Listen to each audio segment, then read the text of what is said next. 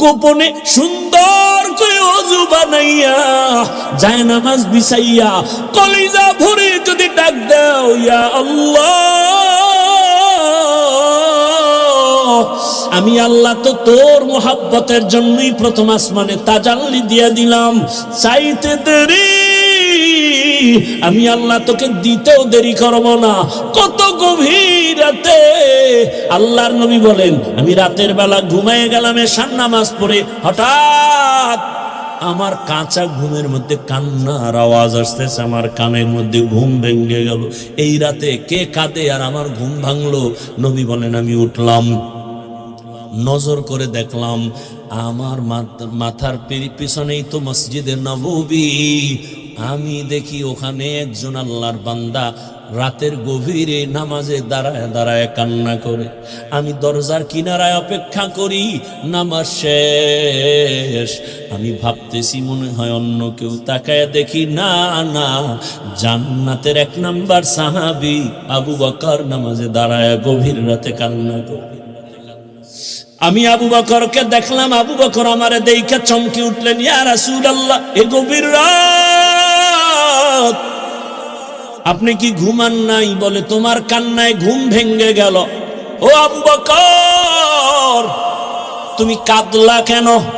আবু বকর বলেন, ইয়া রাসূলুল্লাহ, মালিকের আদালতে কেমনে দাঁড়ায়া হিসাব দিব সেই ভয়ে কান্না করতেছিলাম। আমার আল্লাহর আদালতে কেমনে দাঁড়াবো? নবী বলেন, কেন? আপনার তো জান্নাতের টিকিট রেডি, 10 জনের প্রথম আপনি। আবু বকর বলেন, ইয়া রাসূলুল্লাহ, আরে আমি আবু বকরের থেকে টিকিটের পাওয়ার তো নবীদেরটার বেশি, কিন্তু আপনিই তো বয়ান করেছেন হাসরের ময়দানটা ভয়ঙ্কর হবে, জমিনটা পুরা জমিন হবে হাসরের মাঠ, সূর্যটা নিচে চলে আসবে, সূর্যের গরম মাটির জমিন তামা হয়ে যাবে, ওদিকে জাহান্নামের চিৎকারের আওয়াজ, জাহান্নাম চিল্লায় বলবে, হে মালিক, বেনামাজি গুলো কই, গুনাহগার গুলো আমার পেটের মধ্যে দাও, আমার পেটের মধ্যে ক্ষুধা। নবী, আপনিই তো ভয়ঙ্কর হালাতের কথা বলছেন, জাহান্নামের চিৎকারে হাসরের ময়দানটা থরথর করে কেঁপে উঠবে। এমনকি আমার আল্লাহ রাগ হয়ে আওয়াজ দিবেন, লিমানিল মুলকুল ইয়াউম লিল্লাহিল ওয়াহিদিল কাহ্হার। এত কঠিন আওয়াজ হবে, হাসরের ময়দানটা থরথর করে কাঁপতে থাকবে। ও নবী, আপনিই বয়ান করেছেন এত কঠিন হালাত, নারী আর পুরুষ সব উলঙ্গ দাঁড়াবে হাসরের মাঠে। আম্মা জান আয়েশা বলেন, নবী, মানুষ কি লজ্জা পাবে না? কয়, ওরে আয়েশা, জানো না, এমন ভয়ঙ্কর হালাত হবে, একজনের দিকে আর একজন তাকাবারও হুঁশ হবে না। এমন কঠিন অবস্থায় আল্লাহর নবীরা পর্যন্ত কান্না শুরু করবেন। আদম নবী কান্না করবেন, ঈসা নবী কান্না করবেন, ইব্রাহিম নবীর কান্না, মুসা নবীর কান্না, দাউদ পয়গম্বরের কান্না, নূহ পয়গম্বরের কান্না চলবে। নিজের উপায় নাই, কি উপায় হবে সেই চিন্তা, উম্মতের চিন্তা নাই। ইয়া রাসূলুল্লাহ, এক পর্যায়ে আল্লাহ আবার একটা কঠিন আওয়াজ দিবেন, ওয়ামতাজুল ইয়াউমা আইয়ুহাল মুজরিমুন। আল্লাহ একটা গায়বী আওয়াজ দিয়ে বলবেন, ও গুনাহগারেরা, ও বেনামাজিরা, ও বেপরদাওয়ালারা, যারা কোরআন হাদিস মানো নাই, আলেম ওলামা মানো নাই, নবী রাসূল মানো নাই, আজকে আমার নেককারদের থেকে তোরা আলাদা হইয়া যা, নেককারদের থেকে আলাদা হ। গুনাহগারেরা ভয়ে আলাদা হবে না। আল্লাহ বলবে, আমি কুদরতি ভাবে বাছুনি দিব, বাঁচতে গিয়া যখন ধরে ফেলবো, ওই গুনাহগার গুলো বাতাসের মতো উড়িয়া উড়িয়া জাহান্নামের রাস্তায় পড়বে।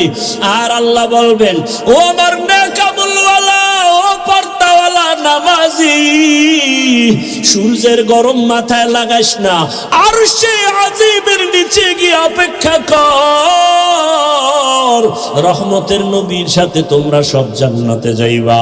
আর যারা গুনাহগার বেনামাজি, এদেরকে জাহান্নামের পথে দাঁড় করাইয়া আল্লাহ বলবে, ও ফেরেশতারা, লাইনে দাঁড় করাও, আর আমি বাম হাতে আমলনামা দিব। ও রহমতের নবী, আল্লাহ যদি আমি আবু বকরকে ডাইকা বলে, আবু বকর আমার জান্নাত পাইয়া কি নিয়ে আসছো বলো, আমি যদি বলি আল্লাহ তোমার জান্নাতের মোহাব্বতে তোমাকে পাওয়ার জন্য নামাজ রোজা তেলাওয়াত জিকির নিয়ে আসছি, আল্লাহ যদি বলে আবু বকর আমি যেইভাবে নামাজ চাইছি ওইভাবে হক আদায় করে নামাজ আদায় করো নাই, আমি যেইভাবে রোজা চাইছি ওইভাবে হক আদায় করে তুমি রোজা আদায় করো নাই, তোমার আমল আমার কাছে পছন্দ হয় নাই, সাথে সাথে আমার উপরে জাহান্নামের অর্ডার জারি হয়ে যাবে। ওই সময় আমি আবু বকরের কি উপায় হবে?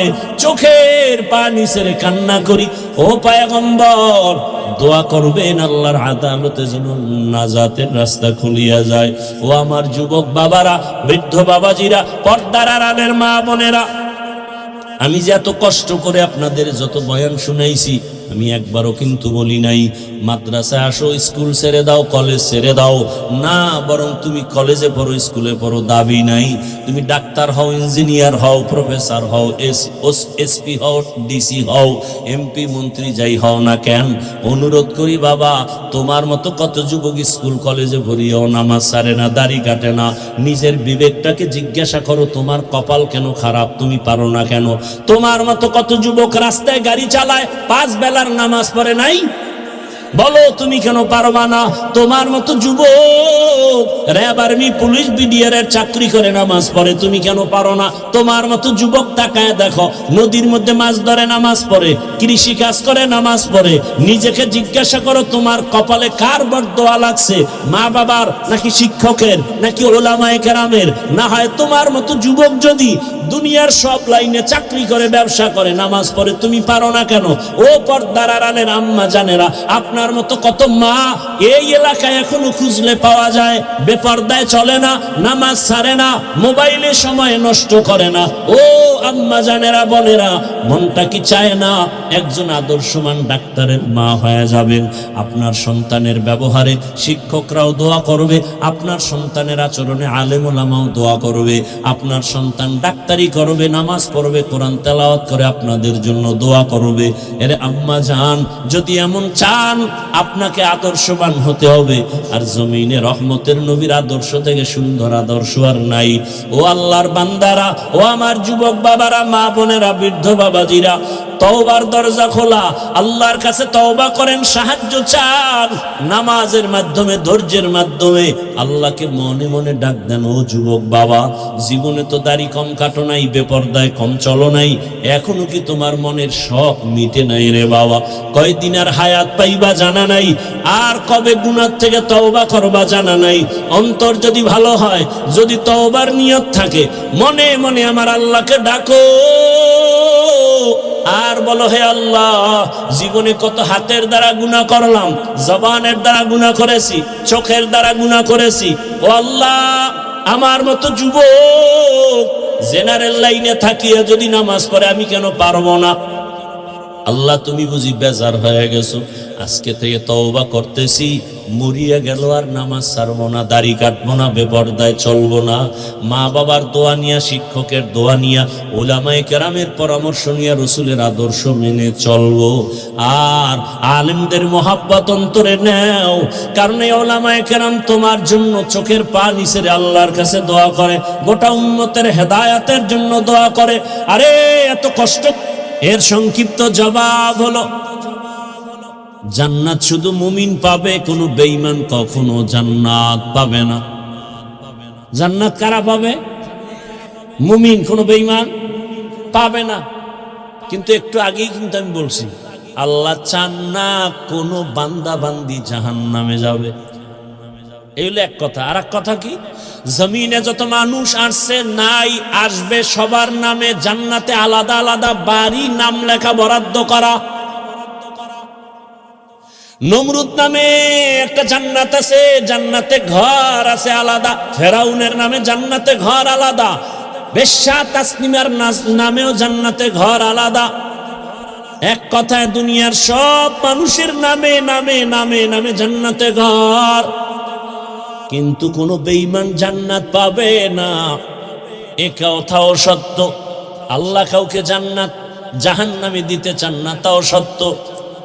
তাহলে বেঈমানরা না পাইলে ওদের জান্নাত বানানো যে নির্ধারিত করা আছে, জান্নাত কি হবে? ফেরাউনের জান্নাত কোথায় যাবে? নমরুদের জান্নাত।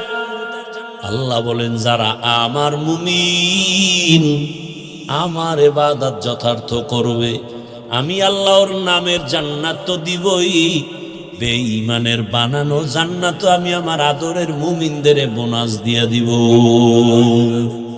या इलाही तू मेरा माबूद है, या इलाही तू मेरा माशूक है। ভাইরা আমার, আল্লাহ মুমিনকে বলেন সাহায্য চাও। সাহায্য চাওয়ার জন্য আল্লাহ বললেন মুমিনকে। এখন এখানে তিনটা কথা, সাহায্য কেন চাইব, কিভাবে চাইব, কার কাছে চাইব, তিনটা কথার জবাব। আল্লাহ মুমিনকে সাহায্য চাইতে বললেন কেন? বলে দুনিয়াতে কেউ কারো সাহায্য ছাড়া জমিনে চলতে পারে না, দুনিয়ার কেউ সাহায্য ছাড়া চলতে পারে না। এতগুলো মানুষ আপনারা বসে আছেন আমার বয়ান শোনার জন্য, আমি কি পরিপূর্ণ মানুষ? কয় না। এখানে আসা পর্যন্ত আমার গাড়ি লাগছে, গাড়ি টেনে আনছে আমার ড্রাইভার। গাড়ি যদি একটু নষ্ট হয় আমার আসতে ঝামেলা, আবার ড্রাইভার থাকলেও হবে না, পাম্পে গিয়া ওখান থেকে তেল নিতে হবে। পাম্পের যারা বসা আছে ওরা সব বেশিরভাগ মূর্খ, তেমন শিক্ষিত টাইটেল নিয়ে ওখানে বসে নেই। আমি যদি বলি আমি এত বড় বক্তা, তোর মতো মূর্খের থেকে তেল নিব না, কয় তাই তুই মর, কারণ আমাগো গরিবের কাছে আসবি না, তোর গাড়ির মধ্যে জীবনে তেল যাবে না। আল্লাহ কোনো মানুষকে স্বয়ং সম্পূর্ণ বানান নাই। আল্লাহ সাহায্য চাইতে বললেন কেন? আল্লাহ তার এক জবাব দিয়া কোরআনে বলেন ওয়া খুলিকাল ইনসানু যাঈফা, আমি মানুষকে বড় দুর্বল করে বানাইছি, মানুষের মতো দুর্বল কোনো প্রাণী বানাই নেই। মানুষ এত দুর্বল, পিপিলিকার কাছেও দুর্বল। আল্লাহর বানানো ক্ষুদ্র পিপিলিকার কাছে আমরা দুর্বল, একটা মশার কাছেও আমরা দুর্বল, মানুষের বানানো জিনিসের কাছেও মানুষ দুর্বল। 2 টাকা দামের একটা বেলেট বানাইছে মানুষ, ওই বেলেটের কাছেও সব মানুষ দুর্বল। কি এই যে স্থান বানাইছে মানুষ, এই মানুষ এই স্থানের বাড়ি খেয়া জাগাত নাই। ইট বানায় মানুষ, ইটের একটা টুকরা পড়ছে, জাগাত শেষ। তাহলে মানুষ নিজের বানানো বস্তুর কাছেও দুর্বল, আল্লাহর বানানো ক্ষুদ্র পিপিলিকার কাছেও দুর্বল। পিপিলিকায় যদি মেজাজ গরম করে, একটা বনিয়াদমরে ঘুমাতে দিব না, খাইতে দিব না, কোনো বনিয়াদম খাইতেও পারবে না, ঘুমাতে পারবে না।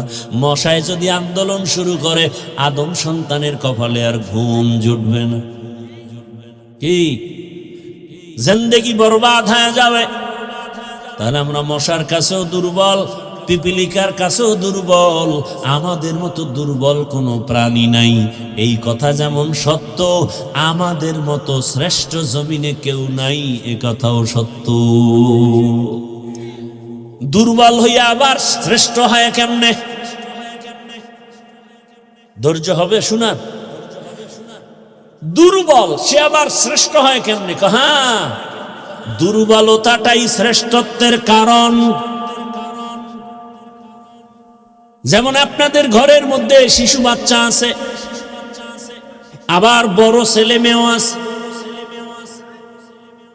ভালো করে বুঝেন, ঘরের মধ্যে আপনার শিশু বাচ্চা অনেক দুর্বল, হাঁটতেও ভালো করে পারে না। খেয়াল করে দেখবেন 8 বছর পরে বাবা আসছে বাড়িতে বিদেশ থেকে, বা ঢাকা থেকে আসছে 1 বছর পর গ্রাম এলাকায়, অনেক শপিং নিয়ে আসছে। এর মধ্যে বর্তমান দুনিয়াতে যত বড় কিছু আনুক, আকর্ষণীয় হাদিয়া কি? মোবাইল। নিজের জন্য 90-1 লাখ টাকার মোবাইল, বউয়ের জন্য একটা। বউয়ের মোবাইল বউরে দিবে, কিন্তু সব কাপড় চুপড় বের করে বলে ভাগ ভাগ করে দাও। ছেলের জামা মেয়ের জামা মোবাইল 2টা আলাদা রেখে দিছে ড্রেসিং টেবিলের উপরে, ওটা প্যাকিং করা, ইনটেক। ছেলে একটা বড়, ওর তো নজর হেন, ওই কাপড় চুপুরের দিকে তাকায় নাই, ও গিয়া ইনটেক প্যাকেটটা ধরছে, লাখ টাকার মোবাইলের প্যাকেটটা যখন ধরছে না, বাবায় দিছে ধমক, এই মোবাইল ধরিস না। ছেলের মনে একটা কষ্ট আসছে, বাবা এতদিন পরে বাড়ি আসছো, ধমক দিলা কেন? অভিমান কইরা সন্তান অন্য জায়গায় বা রুমে গিয়া চুপচাপ বসে আছে রাগ করে। বাবা সব গুছাই টুছাই ও ইনটেক মোবাইল টেবিলে রাইখা গেছে বাথরুমে। কোন রুমে? বলেন বলেন। আমরা বাথরুম, শিক্ষিত ভদ্র যারা, এরা বাথরুম কয় না, কি কয়? ওয়াশরুম, ওয়াশ কয়নি? বাথরুমে ওয়াশ করা চূড়ান্ত ভাবে উচিত না, কারণ বাথরুম হলো জিন শয়তানের আড্ডাখানা। বাথরুম কখনো ওয়াশরুম হতে পারে না। একান্ত যদি আপনার বাথরুম ওয়াশরুম বানাতে হয়, মাঝখানে পার্টিশন লাগায়া দেন, বাথরুম আলাদা থাকবে, ওয়াশরুমে আপনি ওযু বানাবেন, যা করবেন, ওয়াশরুম আলাদা, পর্দা লাগায়া দেন। না হয় আরো উত্তম হবে, বাথরুম আলাদা থাকবে, আপনার ওয়াশরুম থাকবে আলাদা। কি কমু, কারে কমু? দুনিয়ার সব মিস্ত্রিগুলো সব এক না এক তন্ত্র ভাবে বেসিনটা দিয়ে তুইবে বাথরুমের ভিতরে। এরপরে কমর তো সবচেয়ে আর হাই, লো কমর নেই, সব চেয়ারে বয়ে বয়ে বয়ে বয়ে টেলিভিশন দেখবে বাথরুমের ভিতরে। কি আর বলবো? ওয়াশরুম নয়, বাথরুম তো বাথরুম, সেটা ওয়াশরুম হয় কিভাবে? আমাদের অনেক ওলামায়ে কেরামের বিরুদ্ধাচরণ করেন, উচিত না। বাথরুমে খালি পায়ে যাওয়া যাবে না, খালি মাথায় যাওয়া যাবে না, তো অ্যাক্সিডেন্ট হবে, দুর্ঘটনা হবে, কারণ জিনের আড্ডাখানা প্রত্যেকটা বাথরুম। খুব খেয়াল করিয়েন, ওলামায়ে কেরাম থাকলে ভুল হলে ধরায় দিয়েন, জায়গায় দাঁড়ায় যাবে। কিন্তু আপনি ওয়াশরুমে যদি খালি পায়ে যান, খালি মাথায় যান, বাধা নাই, বাথরুমে যাওয়া নিষেধ, খালি পায়ে যাওয়া যাবে না। এবং সেখানে ঢুকতে কিন্তু নিয়ম আছে, বাম পা দিয়া ঢুকবা, ডান পা দিয়া বের হওয়া। ওয়াশরুমের এই কিন্তু নিয়ম নাই। যাক, অনেক কথা, কি কথার থেকে এখানে আনছি? নো, এর আগের কথা কি? ওই যে বাথরুমে গেল, এখন ওই যে শিশু বাচ্চা আছে না, বড় ছেলে ইনটেক প্যাকেটটা হাত দিছে, মাথা গরম, ছেলে গিয়া অভিমান করে আর এক রুমে হুইয়া রয়েছে। এদিকে বাবায় ওয়াশরুমে যাওয়ার পরে ছোট বাচ্চাটাই ওটারে আস্তে আস্তে করে খুলছে, খুইলে এবার ওটার থেকে বের কইরা, এটা তো ডাইন বাম বুঝে না, এমন জোরে একটা আছাড় দিছে ফ্লোরে, জাগাত 1 লাখ নাই। বাথরুমে বাবা আওয়াজ পায়, মাথা গরম, দরজাটা খুইলা দেখে আকাম কে করছে, ছোট বাচ্চা, কলিজার টুকরা। বাবায় কিছু কয় না, খালি চোখ গরম করছে। বাচ্চাটা বাবার চোখের দিকে তাকায় কান্দে দিছে, চুম্বুকের মতো আকর্ষণ। বাবায় হাত বাড়ায় কোলে টাইনা, আব্বু কাঁদিস না, তোরে কিছু বলি নাই। দুর্বলতাই সম্মানের কারণ। বাচ্চার উপরে এত কেন দুর্বল? বাচ্চার উপরে সবার মায়া কেন কয় দুর্বল? আল্লাহ বান্দারে মায়া করেন কেন কয় জিনের থেকেও দুর্বল, ফেরেশতা থেকেও দুর্বল। আল্লাহ বলেন এই দুর্বলতা আমি মর্যাদা বাড়ায় দিছি। আবার পুরুষের মধ্যে, মানুষের মধ্যে নারীরা দুর্বল, এজন্য পুরুষের থেকে নারীর সম্মান বেশি। নারীরা দুর্বল, এজন্য তাদের মর্যাদা বেশি। এরা চাইলেই জুমায় যেতে পারবে না, চাইলেই ঈদগাহে যেতে পারবে না, চাইলেই যুদ্ধের ময়দানে যেতে পারবে না। আল্লাহ কয় এরা দুর্বল। ও নবী জানায়া দেন, আমার বান্দি যারা জুমায় যেতে পারবে না, রৌদ্রের তাপ সইতে পারে না, এদের শরীর বড় নরম, এরা বাহিরের কষ্ট সহ্য করতে পারবে না, জানায়া দেন তোমরা ঘরে থাইকা জোহরের নামাজ আদায় করো। পুরুষেরা জুমায় গিয়া যা পাবে তুমি ঘরে বৈশা সেই সওয়াব পেয়ে যাবা। পুরুষেরা জানাজায় গিয়ে যা পাবে, আম্মাজান ঘরের মধ্যে আপনি তাই সব পাবেন। পুরুষেরা যুদ্ধে গিয়া শহীদ হবে, আর আপনার শহীদ বাচ্চা প্রসবকালে যদি মা দুনিয়া থেকে বিদায় নেয়, আল্লাহ কয় নবী জানায় দেন আমি তাকেও শহীদের মর্যাদা দান করব। যত দুর্বল সম্মান বেড়ে গেল। ও মানুষ, তুই বড় দুর্বল। বলে এবার দুর্বল তো এক লাইনে বললাম, আর এক লাইন মেধার বেলায় তুই দুর্বল, খানার বেলায় দুর্বল, ঘুমের বেলায় দুর্বল। দুনিয়াতে বড় বড় খাদক আছে, নীল তিমি আছে, বড় বড় সাগরের মধ্যে নীল তিমি। এক একটা নীল তিমির প্রতিদিনের খাদ্য তালিকা 1000 কেজি চিংড়ি মাছ। কি বলবেন নাউজুবিল্লাহ, সুবহানাল্লাহ। না সারাদিন বিড়িটা নেই, সুবহানাল্লাহ তো সময় লাগে। আল্লাহ হেদায়েত দান করুন।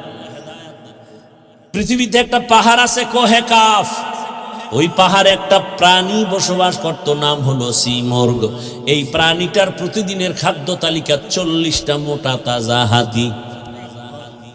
বাদ দেন, ঢাকায় যান চিড়িয়াখানায়, ওখানে বাঘের খানা কত? বাঘের প্রতিদিনের খাদ্য তালিকায় লেখা 17 কেজি গোশত প্রতিদিন একটা বাঘের খাদ্য। আপনাকে এই থানায় কেউ পারবে 3 বেলায় 17 কেজি গোশত মারতে পারবে? না পারলে কয় হুজুর ধাক্কা ধাক্কিটা চলে খাওয়ার জন্য। ডাক্তার বলছে মিষ্টি খাবি না, হারাম মরবি। হে সবে বরাতে মসজিদে গেছে মিষ্টি খাওয়ার জন্য, খাইতেই হবে। ডাক্তারের মানা নাই, আবার বাচ্চা একটা লগে লয়ে গেছে। নিছো ভালো কথা, তোমার বন্টনে একটা প্যাকেট, সে বাচ্চাটাও নিছে, এবার ভাগ দিয়ে আর একটা প্যাকেটের জন্য হাত দিছে। আরেকজনের পিছন দিয়ে দেখে যে আমি একটাই ভেঙে 2টা নেওয়ার পরে আরেকটা টানে, ওর হাতেরটা ধরে টান দিছে, লাগছে দুইজনে কিলাকিলি। কিলাকিলিতে প্যাকেট সব পায়ের তলে ভর্তা। শেষ পর্যন্ত চাইয়ে দেখে এই কিলাকিলির মধ্যে মসজিদে কেউ নাই, ওরা 2জন ছাড়া। মসজিদ থেকে বাইরে একা মিষ্টিও গেছে, জিন্দেগি বরবাদ, এই মসজিদে আমুনা মিষ্টির প্যাকেট ঠিক মতো পাইলাম না কেন? এর নাম নফসে খাওয়ামা। নফস 3 প্রকার, আর বাঙালির একটা নফস বেশি আছে, এটার নাম খাওয়ামা। এটা শুধু খানা চায়। আর এমনি আল্লাহর ভাষায়, ইসলামের পরিভাষায় নফস 3 প্রকার: আম্মারা, লাওয়ামা, মুতমাইন্না। আর বাঙালির আর একটা বেশি। আল্লাহ হেদায়েত দান করুন। একজনে বলে রাস্তা দিয়ে রওনা হয়েছে, তো আর এক ভদ্রলোক আল্লাহ ভক্ত, সে মেহমান ছাড়া খানা খায় না। তাই আরে পাইয়া লাইছে, ভাই মেহমান আনলেই বরকত, ঘরে আসলেই বরকত, রসুলের হাদিস। এখন সেই সময়ের খাদ্য বড় প্রধান রুটি। মেহমান আসছে তো একটু গোশতের আয়োজন করি, তো রুটি আইনে দিয়া গোশত আনিয়ে দেখে যে রুটি খাইয়া লাইছে মাঝখানে। কি করবো, ওদিকে রুটি বাজতে দেরি, গোশত আনতে দেরি, বা গোশত দিয়ে আবার রুটি আনতে গেছে, রুটি বানাইয়া রেডি করে আনতে আনতে গোশত নাই। এইভাবে 10 বার আপ ডাউন করণে কি পরিমাণ রুটি ভিতরে ঢুকছে, ওদিকে পাতিল খালি। পরে জিজ্ঞাসা, ভাই আপনি যাইবেন কি? ডাক্তারের কাছে। কেন? রুচি নেই। ভদ্রলোক কয়, ভাই আল্লাহর রাস্তায় আপনি যান তাড়াতাড়ি, তবে অনুরোধ এই পথ দিয়ে আর ফেরত আইয়েন। গরতাওয়াক্কুল মিকুনিহার সবহশানম মিরাসানাদ রিজকে তু আজলা মাকা।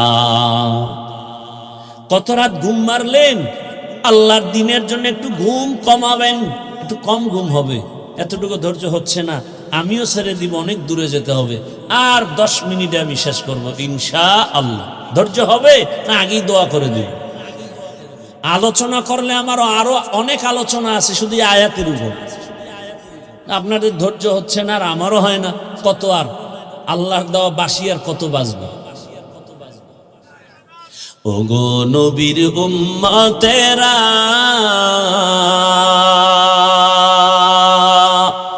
হয়ে আজি দিশাহারা, কোরআন হাদিসের চলো যখন যাহা চায় মনে, নবী নবী বিনে কে তারাবে পুলসিরাত মিজানে, নবী বিনে কে তারাবে পুলসিরাত মিজানে। উম্মতের কান্ডারি নবী,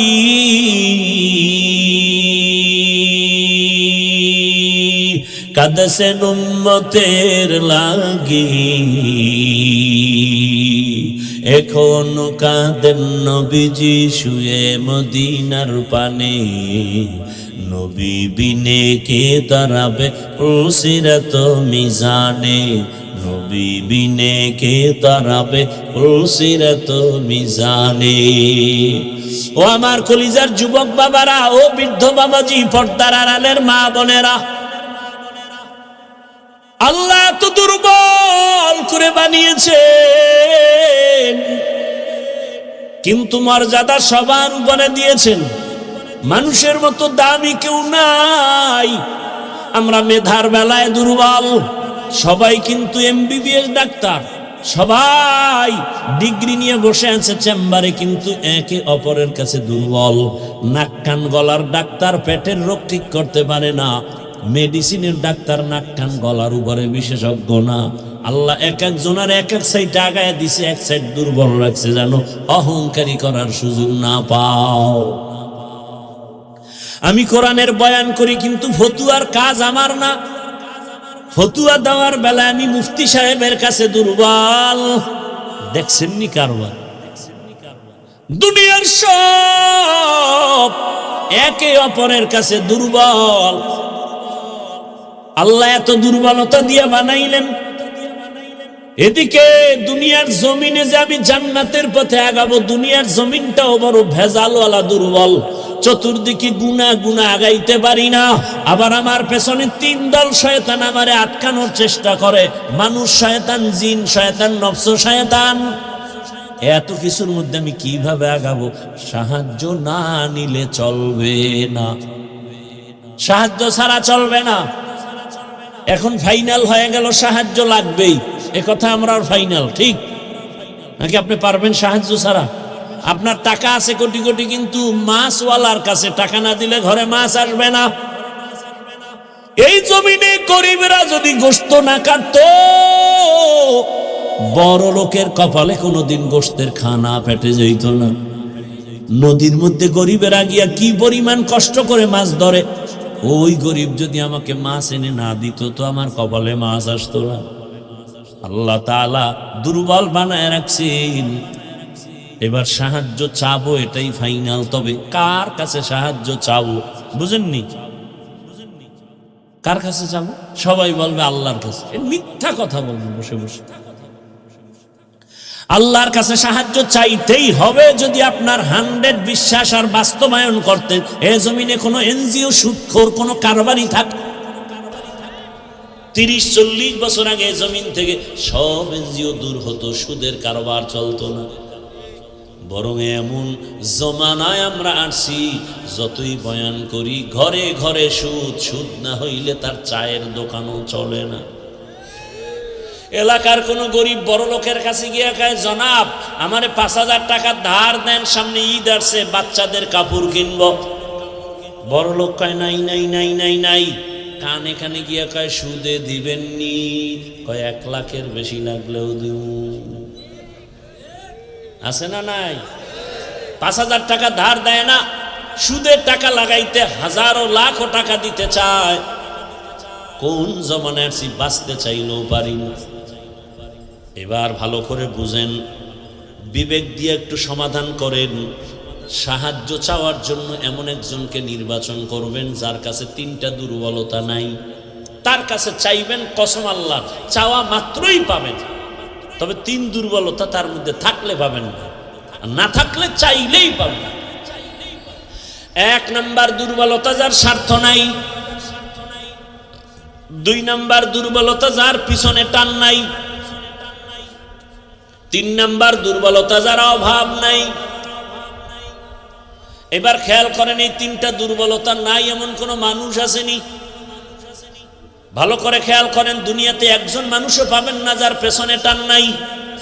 আমি যতই আগাইতে চাই, আমার বউ কয় দাও, স্ত্রী কয় দাও, মাইয়া বলা কয় দাও, মায়ে কয় দাও, বাবায় কয় দাও, যত সামনে আগাতে চাই পিছনে টানে। বুঝেননি কথা ভাইরা আমার? তাহলে দুনিয়াতে এমন একজন মানুষ নাই যার পেছনে টান নাই। 2 নাম্বার দুর্বলতা, যার কোনো অভাব নাই। দুনিয়াতে এমন একজন মানুষের ঠিকানা দেন যার অভাব নাই। একজনে কামগো পীর সাহেবদের কোনো অভাব নেই। দুনিয়াতে কে অভাবী না? যার যত টাকা তার অভাব তত বড়। রিক্সা ড্রাইভারের 100 টাকায় অভাব শেষ, লক্ষ টাকার মালিকের লাখ টাকায় অভাব শেষ হয় না। এক কথায় দুনিয়াতে এমন একটা মানুষ নাই যার অভাব নাই। দুনিয়াতে এমন একজন মানুষ নাই যার পেছনে টান নাই। কয় দুর্বলতা গেল? ঘুমাইতেছেন না? আর একটা আছে যার স্বার্থ নেই।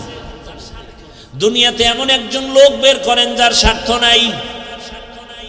বের করতে পারবেন? আমি 2 জন পাইছিলাম, কিন্তু সন্দেহ ঢুকে গেছে। 2 জন পেয়েছিলাম, এক আমার মা আর বাবা। এদের স্বার্থ নাই, কিন্তু সোনার বাংলায় তাকায় দেখলাম স্বার্থের আঘাতে মা বাবা সন্তানের জবাই করেছে। স্বার্থের আঘাতে সন্তান মা বাবাকে জবাই করে। এই অল্প বয়সে সোনার বাংলায় কি না দেখলাম। আপন বাবা তার আপন মেয়েটাকে হোটেলের মধ্যে ঢুকাইয়া বলে, আজকের রাতের জন্য তুই আমার কাছে স্ত্রীর সমান। আরো জোরে বলো। এই জন্যই তো বলেছি, আল্লাহর কসম, ইসলাম ছাড়া এ জমিনে কোনোদিন শান্তি কেউ দিতে পারবে না। চাপাবাজি করতে পারবে মরণ পর্যন্ত। শান্তির ঠিকানার নাম ইসলাম। ইসলাম ছাড়া কোনোদিন এ জমিনে শান্তি আসবে না। চাপাবাজি চলবে, শুধু চাপাবাজি। ভালো করে বুঝো, স্বার্থ ছাড়া কোনো মানুষের জমিনে নাই। স্বার্থের আঘাতে স্ত্রী স্বামীকে জবাই করে, স্বামী স্ত্রীকে জবাই করে, ভাই ভাইকে জবাই করে স্বার্থের আঘাতে। আমি কি বানায় বলতেছি বাবা? অহরহ দুর্ঘটনা ঘটে। এইবার হিসাব শেষ, গোড়ায় হিসাব করে দেখবেন একজন পাওয়া যায় যার পেছনে টান নাই, অভাব নাই, স্বার্থ নাই। তিনি কে? তিনি কে? ইয়া আইয়ুহান নাস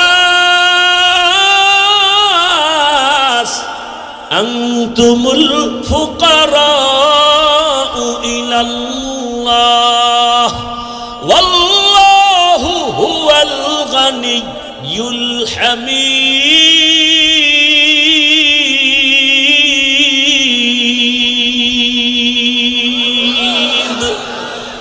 गर तवक्कुल मी कुनिहार सुबह शाम मेरा सानत रिस्क तू अज़ला मकाम। স্বার্থ নাই। আল্লাহ কয়, দুনিয়ার মানুষ তোরা সবাই ফকির, আমি আল্লাহ একা ধনী। তবে আমি শুধু ধনী না, আমি প্রশংসিত ধনী। দুনিয়ার ধনীদের বদনাম আছে না নাই? 5 টাকা দিয়া 50 টাকার এহসান জিতায়, খোটা দেয়, খোটা। অমুকে তা আমার টাকায় চলে। আল্লাহ কয়, আমি এহসান করি, কিন্তু এর বিষয় কোনো খোটা দেই না। বরং আমি আল্লাহ এমন কোন রাত নাই আমি আমার বান্দাকে দেওয়ার জন্য দরজা খুলি না। অতি গভীর হয় রজনী যখন, নীরবে প্রভুর নাম জপিও তখন। প্রভুর করুণা যদি পাইবারে চাও, গভীর রাতে উঠে প্রভুর গুণগান গাও। ও আমার যুবক বাবারা, আমার আল্লাহ প্রতি রাত প্রথম আসমানে আসেন নেওয়ার জন্য না দেওয়ার জন্য? বলেন বলেন। কাকে দিবেন? বান্দাকে। বান্দাকে দেওয়ার জন্য আসেন। কখন আসেন? শেষ দিন। প্রতিদিন আসেন দেওয়ার জন্য। তোমার যদি লাগতো তুমি কেন ঘুমাও? আল্লাহ তাআলা বলে আমি বান্দারে এত আদর করে বানাইছি, আমার বান্দার কি প্রয়োজন আমি আল্লাহ পাঠাবার আগে সব দিলাম। আমার বান্দা বান্দির পানির দরকার আগে দিছি ফ্রি, আমার বান্দা বান্দির আলোর দরকার ফ্রি সূর্য দিয়ে দিলাম, বান্দার বাতাসের প্রয়োজন সব দিয়ে দিলাম। আবারও প্রতি রাতে আমি আসি, আলা মিন মুস্তাগফিরিন ফাগফির লা, আলা মিন মুস্তারজিকিন ফারজুকা। রে রাতে কে গুনাহ করছো ক্ষমা চা গোপনে গোপনে, কারণ আসমান নীরব, জমিন নীরব, গাছের পাখিরাও ঘুমায়, নদীর মাছও ঘুমায়, ঘরের তোর মা বোন সবাই ঘুমায়। এখন রাস্তা ক্লিয়ার, কেউ শুনবে না, গোপনে সুন্দর করে ওযু বানাইয়া যায় নামাজ বিছাইয়া কলিজা ভরে যদি ডাক দাও ইয়া আল্লাহ, আমি আল্লাহ তো তোর মোহাব্বতের জন্যই প্রথম আসমানে তাজাল্লি দিয়ে দিলাম, চাইতে দেরি আমি আল্লাহ তোকে দিতেও দেরি করব না। কত গভীর রাতে আল্লাহর নবী বলেন আমি রাতের বেলা ঘুমায়ে গেলাম এশার নামাজ পড়ে, হঠাৎ আমার কাঁচা ঘুমের মধ্যে কান্নার আওয়াজ আসতেছে, আমার কানের মধ্যে ঘুম ভেঙে গেল। এই রাতে কে কাঁদে আর আমার ঘুম ভাঙলো? নবী বলেন আমি উঠলাম, নজর করে দেখলাম আমার মাথার পিছনেই তো মসজিদে নববী। আমি দেখি ওখানে একজন আল্লাহর বান্দা রাতের গভীরে নামাজে দাঁড়ায় দাঁড়ায় কান্না করে। আমি দরজার কিনারায় অপেক্ষা করি, নামাজ শেষ। আমি ভাবতেছি মনে হয় অন্য কেউ, তাকায় দেখি না না, জান্নাতের 1 নাম্বার সাহাবী আবু বকর নামাজে দাঁড়ায় গভীর রাতে কান্না করে। আমি আবু বকরকে দেখলাম, আবু বকর আমারে দেইখা চমকে উঠলেন, ইয়া রাসূলুল্লাহ এ গভীর রাত আপনি কি ঘুমান নাই? বলে তোমার কান্নায় ঘুম ভেঙে গেল। ও আবু বকর তুমি কাঁদলা কেন? আবু বকর বলেন ইয়া রাসূলুল্লাহ মালিকের আদালতে কেমনে দাঁড়ায় হিসাব দিব সেই ভয়ে কান্না করতেছিলাম। আমার আল্লাহর আদালতে কেমনে দাঁড়াবো? নবী বলেন কেন? আপনার তো জান্নাতের টিকিট রেডি, 10 জনের প্রথম আপনি। আবু বকর বলেন ইয়া রাসূলুল্লাহ আরে আমি আবু বকরের থেকে টিকিটের পাওয়ার তো নবীদেরটার বেশি, কিন্তু আপনিই তো বয়ান করেছেন হাসরের ময়দানটা ভয়ঙ্কর হবে, জমিনটা পুরা জমিন হবে হাসরের মাঠ, সূর্যটা নিচে চলে আসবে, সূর্যের গরম মাটির জমিন তামা হয়ে যাবে, ওদিকে জাহান্নামের চিৎকারের আওয়াজ, জাহান্নাম চিল্লায় বলবে হে মালিক বেনামাজি গুলো কই, গুনাহগার গুলো আমার পেটের মধ্যে দাও, আমার পেটের মধ্যে ক্ষুধা। নবী আপনিই তো ভয়ঙ্কর হালাতের কথা বলছেন, জাহান্নামের চিৎকারে হাসরের ময়দানটা থরথর করে কেঁপে উঠবে। এমনকি আমার আল্লাহ রাগ হয়ে আওয়াজ দিবেন লিমানিল মুলকুল ইয়াউম লিল্লাহিল ওয়াহিদিল কাহ্হার। এত কঠিন আওয়াজ হবে, হাসরের ময়দানটা থরথর করে কাঁপতে থাকবে। ও নবী আপনিই বয়ান করেছেন এত কঠিন হালাত, নারী আর পুরুষ সব উলঙ্গ দাঁড়াবে হাসরের মাঠে। আম্মা জান আয়েশা বলেন নবী মানুষ কি লজ্জা পাবে না? কয় ওরে আয়েশা জানো না এমন ভয়ঙ্কর হালাত হবে একজনের দিকে আর একজন তাকাবারও হুঁশ হবে না। এমন কঠিন অবস্থায় আল্লাহর নবীরা পর্যন্ত কান্না শুরু করবেন। আদম নবী কান্না করবেন, ঈসা নবী কান্না করবেন, ইব্রাহিম নবীর কান্না, মুসা নবীর কান্না, দাউদ পয়গম্বরের কান্না, নূহ পয়গম্বরের কান্না চলবে। নিজের উপায় নাই, কি উপায় হবে সেই চিন্তা, উম্মতের চিন্তা নাই। ইয়া রাসূলুল্লাহ এক পর্যায়ে আল্লাহ আবার একটা কঠিন আওয়াজ দিবেন, ওয়ামতাজুল ইয়াউমা আইয়ুহাল মুজরিমুন। আল্লাহ একটা গায়বী আওয়াজ দিয়ে বলবেন ও গুনাহগারেরা, ও বেনামাজিরা, ও বেপরদাওয়ালারা, যারা কোরআন হাদিস মানো নাই, আলেম ওলামা মানো নাই, নবী রাসূল মানো নাই, আজকে আমার নেককার নেককারদের থেকে তোরা আলাদা হইয়া যা, নেককারদের থেকে আলাদা হ, গুনাহগারেরা ভয়ে আলাদা হবে না। আল্লাহ বলবে আমি কুদরতি ভাবে বাছুনি দিব, বাঁচতে গিয়া যখন ধরে ফেলবো ওই গুনাহগারগুলো বাতাসের মতো উড়িয়া উড়িয়া জাহান্নামের রাস্তায় পড়বে। আর আল্লাহ বলবেন ও আমার নেক আমলওয়ালা, ও পর্দাওয়ালা নামাজি, সূর্যের গরম মাথায় লাগাইস না, আরশে আজিমের নিচে গিয়ে অপেক্ষা কর, রহমতের নবীর সাথে তোমরা সব জান্নাতে যাইবা। আর যারা গুনাহগার বেনামাজি এদেরকে জাহান্নামের পথে দাঁড় করাইয়া আল্লাহ বলবে ও ফেরেশতারা লাইনে দাঁড় করাও, আর আমি বাম হাতে আমলনামা দিব। ও রহমতের নবী,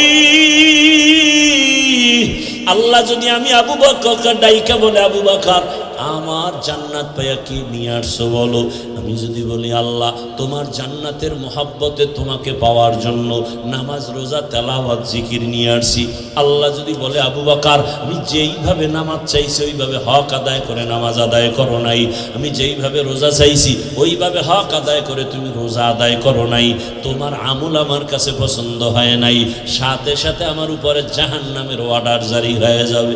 ওই সময় আমি আবু বকরের কি উপায় হবে? চোখের পানি ছেড়ে কান্না করি, ও পয়গম্বর দোয়া করবেন আল্লাহর আদালতে যেন নাজাতের রাস্তা খুলিয়া যায়। ও আমার যুবক বাবারা, বৃদ্ধ বাবাজিরা, পর্দার আড়ালের মা বোনেরা, আমি যে এত কষ্ট করে আপনাদের যত বয়ান শুনাইছি আমি একবারও কিন্তু বলি নাই মাদ্রাসায় আসো, স্কুল ছেড়ে দাও, কলেজ ছেড়ে দাও, না, বরং তুমি কলেজে পড়ো, স্কুলে পড়ো, দাবি নাই। তুমি ডাক্তার হও, ইঞ্জিনিয়ার হও, প্রফেসর হও, এসপি হও, ডিসি হও, এমপি মন্ত্রী যাই হও না কেন, অনুরোধ করি বাবা তোমার মতো কত যুবক স্কুল কলেজে পড়িও নামাজ ছাড়ে না, দাড়ি কাটে না, নিজের বিবেকটাকে জিজ্ঞাসা করো তোমার কপাল কেন খারাপ, তুমি পারো না কেন? তোমার মতো কত যুবক রাস্তায় গাড়ি চালায়, 5 বেলার নামাজ পড়ে নাই, বলো তুমি কেন পারবা না? তোমার মতো যুবক র্যাব আর্মি পুলিশ বিডিআর এর চাকরি করে নামাজ পড়ে, তুমি কেন পারো না? তোমার মতো যুবক তাকায় দেখো, নদীর মধ্যে মাছ ধরে নামাজ পড়ে, কৃষি কাজ করে নামাজ পড়ে, নিজেকে জিজ্ঞাসা করো তোমার কপালে কার বরদোয়া লাগছে, মা বাবার নাকি শিক্ষকের নাকি ওলামায়ে কেরামের? না হয় তোমার মতো যুবক যদি দুনিয়ার সব লাইনে চাকরি করে ব্যবসা করে নামাজ পড়ে, তুমি পারো না কেন? ও পর্দার আড়ালের আম্মা জানেরা, আপনার মতো কত মা এই এলাকায় এখনো খুঁজলে পাওয়া যায়, বেপর্দায় চলে না, নামাজ ছাড়ে না, মোবাইলে সময় নষ্ট করে না। ও আম্মা জানেরা, বোনেরা, মনটা কি চায় না একজন আদর্শমান ডাক্তারের মা হয়ে যাবেন? আপনার সন্তানের ব্যবহারে শিক্ষকরাও দোয়া করবে, আপনার সন্তানের আচরণে আলেম ওলামাও দোয়া করবে, আপনার সন্তান ডাক্তারি করবে, নামাজ পড়বে, কোরআন তেলাওয়াত করে আপনাদের জন্য দোয়া করবে।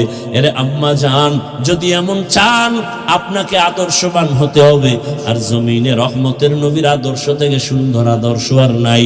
ও আল্লাহর বান্দারা, ও আমার যুবক বাবারা, মা বোনেরা, বৃদ্ধ বাবাজিরা, তওবার দরজা খোলা, আল্লাহর কাছে তওবা করেন, সাহায্য চান, নামাজের মাধ্যমে, ধৈর্যের মাধ্যমে আল্লাহকে মনে মনে ডাক দেন। ও যুবক বাবা, জীবনে তো দাড়ি কম কাটো নাই, বেপরদায় কম চলো নাই, এখনো কি তোমার মনের শখ মিটে নাই রে বাবা? কয়দিন আর হায়াত পাইবা জানা নাই, আর কবে গুনাহ থেকে তওবা করবা জানা নাই। অন্তর যদি ভালো হয়, যদি তওবার নিয়ত থাকে, মনে মনে আমার আল্লাহকে ডাকো আর বলো, হে আল্লাহ, জীবনে কত হাতের দ্বারা গুনাহ করলাম, জবানের দ্বারা গুনাহ করেছি, চোখের দ্বারা গুনাহ করেছি। ও আল্লাহ, আমার মতো যুবক জেনারেল লাইনে থাকিয়া যদি নামাজ পড়ে আমি কেন পারবো না?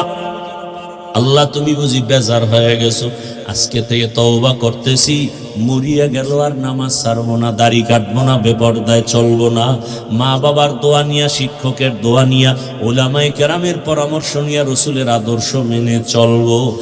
আর আলেমদের মহাব্বত অন্তরে নেও, কারণ এই ওলামায়ে কেরাম তোমার জন্য চোখের পানি ছেড়ে আল্লাহর কাছে দোয়া করে, গোটা উম্মতের হেদায়াতের জন্য দোয়া করে।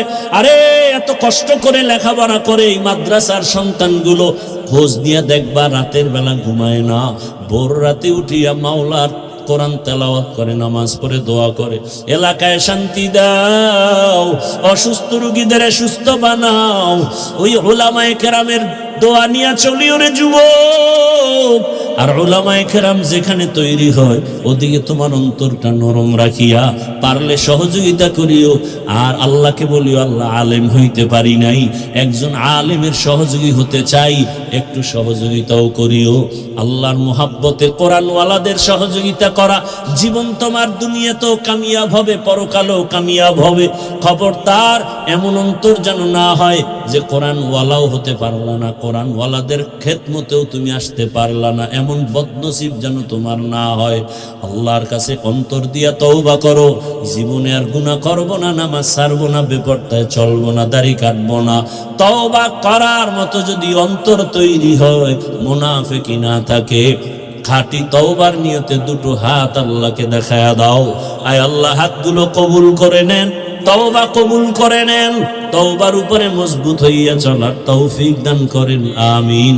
আলহামদুলিল্লাহি রাব্বিল আলামিন, ওয়াসসালাতু ওয়াসসালামু আলা সাইয়্যিদিল আম্বিয়া ওয়াল মুরসালিন ওয়া আলা আলিহি ওয়া আসহাবিহি আজমাইন। ইয়া আরহামার রাহিমিন,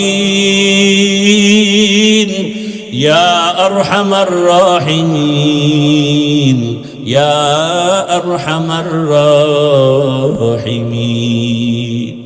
রব্বিরহামহুমা কামা রব্বায়ানি সগীরা।